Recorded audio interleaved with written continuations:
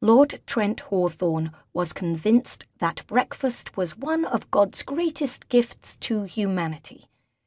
What better way to celebrate the Lord's new mercies and fresh beginnings than rejoicing in the day's opportunities by eating a crispy rasher of bacon?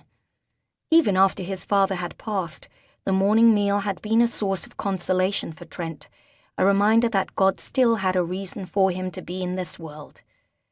Yes, for most of his life, Trent had awoken every day secure in the knowledge that nothing could ruin breakfast. It took a wedding to prove him wrong. Specifically, it took his wedding. To a woman he barely knew. Trent frowned at his plate, and the sweet roll plopped in the center of it frowned back. For the first time he could remember, the eggs looked unappealing, the bacon appeared dry and brittle, and the toast tasted like dust bound together by spoiled butter. He simply couldn't see a positive side to the way this day was beginning, and he had been searching for the past 3 weeks. 3 weeks of listening to the banns read in church, bearing the speculative glances and thinly veiled curiosity alone, while his bride-to-be spent the weeks in Birmingham acquiring a new wardrobe, since clothes fit for an unmarried young lady apparently disintegrated into dusty rags when she finished reciting her marriage vows.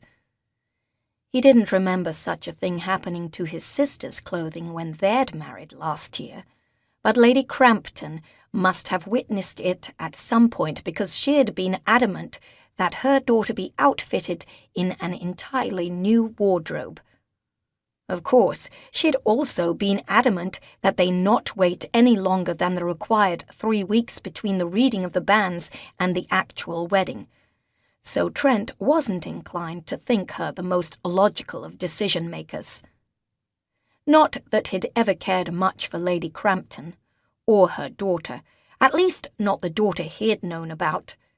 As he'd probably known at some point in his life but had rediscovered only 3 weeks ago, Lady Crampton had a second daughter with no debility or problem aside from the fact that she had been born second, and that Lady Crampton was already focused solely on devoting her time to raising a spoiled, selfish, scheming, socially ambitious viper in her own image and hadn't found the time or inclination to raise a second one. Of course, the Countess was more than happy to claim that daughter today. She was marrying into the Duke of Riverton's family after all, and what more could a mother want for her daughter? In Lady Crampton's case, she probably preferred that her daughter be marrying the Duke himself instead of the Duke's younger brother, but all in all, it was still a rather nice match for a girl who knew all the best places in the district to gather mushrooms, including the depths of an old stone keep on a neighbouring estate beneath a half-fallen roof and a partially collapsed floor.